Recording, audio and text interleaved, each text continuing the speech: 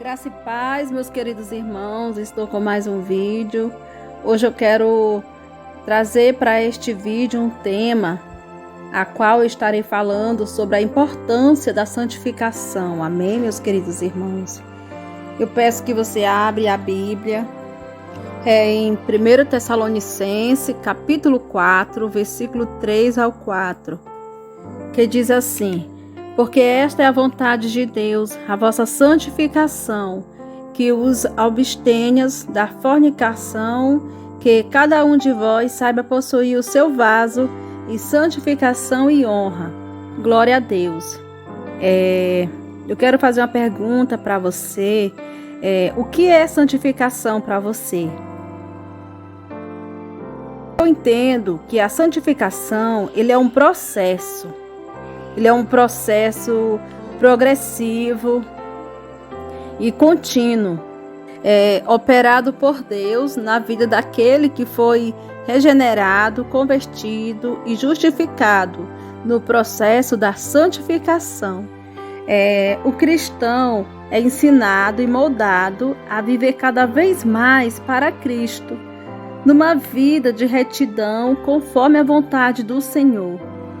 Assim também a santificação leva, meus amados irmãos, a gente morrer dia por dia para o pecado. Palavras como santificação, santificar e santidade, e santo, que significa ser separado, consagrado, consagração e purificação. A santificação é uma obra da Trindade, Pai, Filho e Espírito Santo, mas geralmente atribuída nas Escrituras, especialmente à pessoa do Espírito Santo. Em Romanos 8, 11, 15 e 16, em 1 Pedro 1 e 2. No entanto, o homem que nasceu de novo também participa desse processo, mas isso não ocorre, meus amados irmãos, de forma independente. Na verdade, o homem, ele serve como instrumento pela qual, em parte, o Espírito de Deus efetua essa obra. Glória a Deus. Então, nós não conquistamos a santidade de forma instantânea ou através de um milagre em que dormimos e acordamos santos. Deus sabe que estamos no processo e tudo o que Ele espera é que nós lutemos e nos esforcemos para sermos cada dia melhores. Assim como Paulo disse, esforcem-se para viver em paz com todos e para serem santos, porque sem santificação ninguém verá o Senhor. Hebreus 12, 14. Assim também aconteceu comigo. Foi um processo de santificação. Eu passei neste processo, a qual o Senhor tirou tudo de mim, todas as minhas vaidades, a qual eu me libertei de tudo. Eu era uma mulher muito vaidosa, usava joias, maquiagem, pintava meu cabelo, usava calça, short curto, pintava as minhas unhas, e eu não conhecia, a palavra de Deus. Quando aceitei Jesus, que eu fui assistindo os vídeos da missionária Viviana e de outros vídeos dos canais que falavam de arrebatamento de espírito, a qual pessoas iam sendo arrebatadas ao inferno, e ali elas falavam das vaidades das mulheres, principalmente das mulheres cristãs que não andavam em doutrina. Aleluia, glória a Deus. Eu agradeço a Deus por ter tido misericórdia de mim e eu ter chegado ao conhecimento da sã doutrina. E ali eu comecei a me desfazer de todas essas coisas. Aleluia, meu Deus. Então a santidade, meus amados irmãos, significa estar separado para Deus. Ou seja, a cada dia nós precisamos nos separar do pecado para nos aproximarmos de Deus. E à medida que obedecemos os ensinamentos da Bíblia, a gente vai aprendendo a confiar no Senhor e a se santificar. Glória a Deus. É muito comum as pessoas quererem estar com Jesus e com o pecado ao mesmo tempo. Só que isso é impossível. Deus nos chama para a santificação, em 1 Tessalonicenses 4:3. Glória a Deus. Apesar de termos sido regenerados e recebermos uma nova natureza, depois de aceitarmos a Cristo, o pecado ainda habita em nosso corpo carnal e precisamos lutar diariamente para vencê-lo, com a ajuda do Espírito Santo, porque sem ele a gente jamais vai conseguir se libertar de tudo. Então é um processo a nossa libertação, e não depende só de Deus, mas também da nossa escolha. Às vezes nós pecamos ao agir por impulso, sem confiar no Senhor. Outras vezes porque estamos fracos espiritualmente, sem buscar a Deus. Então ficamos tristes. Nos sentimos culpados e com vontade de voltar atrás. Mas devemos entender que mesmo que nós caiamos em tentação, Deus está sempre disposto a nos perdoar e nos arrependermos. Em 1 João 1:9. Aleluia, glória a Deus. Muitas vezes eu tive recaídas no meu processo de santificação, porque aqui na minha cidade, na minha igreja, não prega essa doutrina, onde as mulheres são vaidosas demais na igreja. E ali foi com a ajuda de Deus mesmo que eu consegui me libertar e foi uma coisa maravilhosa para a minha vida, porque eu conheci a santificação do Senhor através dos vídeos da missionária Viviana, de outros pastores que pregavam essa doutrina, e cada vez mais o Senhor vai me apresentando pessoas para mim estar ali, assistindo esses vídeos e me edificando para a glória de Deus. Então, meus amados irmãos, a igreja em santificação é o resultado da soberana graça de Deus.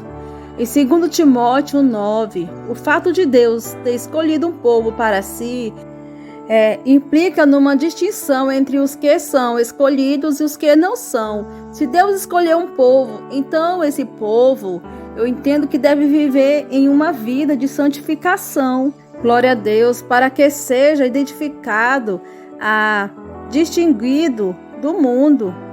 A Bíblia vai nos dizer que exige insistentemente santidade do seu povo. Nessa santidade, a igreja é coparticipante da natureza de Deus, porque, no outro lado, a santidade do povo de Deus é fruto do agir do Espírito Santo, que habita no crente e age nele, operando neste a vontade de Deus, em Romanos 8:1 e 8. É por isso que Paulo diz que não devemos resistir ao Espírito. Aleluia! Que a igreja é o povo especial de Deus, mas na verdade, muitas vezes, ela não consegue viver aquilo que é chamado a ser. Desta forma, nós também nos defrontamos com a mesma realidade do povo de Israel. Não conseguimos ser fiel ao chamado de Deus, sejam quais foram as explicações para essa infidelidade. Glória a Deus, porque o povo de Israel sempre foi um povo obstinado para o erro.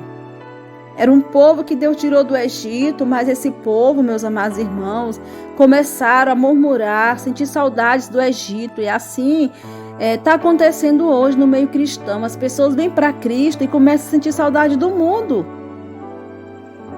E começam a se lembrar como que era no mundo. E é ali que o Satanás entra na vida dessa pessoa e até que consegue tirar da presença de Cristo. Nós temos que ter a mente de Cristo. O caráter de Jesus é o padrão para a igreja. Nesse caráter de Jesus exige um aspecto, meus amados irmãos, que se chama de mente de Cristo. Essa mente de Cristo que o povo de Deus, a igreja, precisa experimentar. É esse aspecto da mentalidade cristã que é o mais ameaçado na sociedade atual. Glória a Deus. Quando se fala em mente, está se referindo à totalidade da pessoa racional, moral e espiritual, somos confrontados aqui com a singularidade da pessoa humana. Como imagem de Deus, nós somos a imagem e semelhança de Deus. Então, os cristãos são pessoas restauradas por Cristo. Aleluia! E podem ter a mente de Cristo, pois Cristo, ele vive em cada pessoa que crê por meio do Espírito Santo. Em Cristo fomos criados à imagem de Deus. Em Romanos 8, 29 e em Colossenses 1,15, conforme Efésios 4 e 13, o alvo é que cheguemos à medida da estatura de Cristo. Aleluia! Então, a imagem de Deus em nós.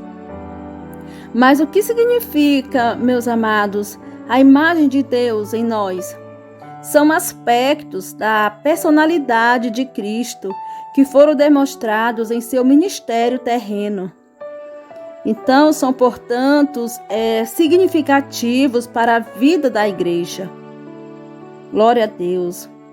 Submetende-se, portanto, que esses aspectos deveriam existir no seu corpo. Não existe atalho para produzir a mente de Cristo. Ter a mente de Cristo só é possível a partir da disposição de um compromisso realmente sério com Jesus e os valores que proclamou o caminho para a vida eterna. Com Jesus, o único Salvador. Glória a Deus. Uma igreja fiel a Deus glorifica a Ele. De muitas maneiras, contudo, devemos estar sempre em adoração, em comunhão, santificação. Aleluia! E testemunho. A igreja é um local para adoração, comunhão e testemunho de que Deus está presente a todo instante na vida de cada um de nós. Desta forma, manterá fiel a palavra de Deus, que é cheia de vida. Glória a Deus, fique todos na doce paz do Espírito Santo, na paz de Jesus Cristo, na paz de Deus. A graça de Deus esteja com todos nós, em nome de Jesus. Deus abençoe sua vida.